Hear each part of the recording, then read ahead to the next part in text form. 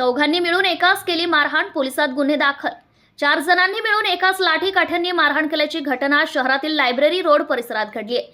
चौघांनी एकास मारहाण करण्यासह जीवे मारण्याची धमकी सुद्धा दिली।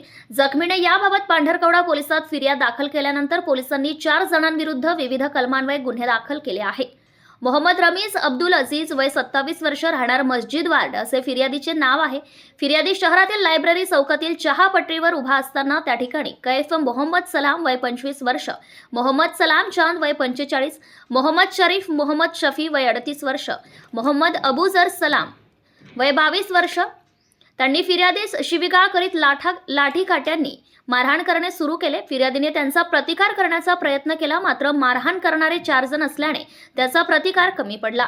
या मारहाणीत फिर्यादी गंभीर जखमी झाला असून त्याने याची तक्रार पांढरकवडा पोलिसात दिली आहे। प्रतिनिधी गणेश शिंदे, पांढरकवडा।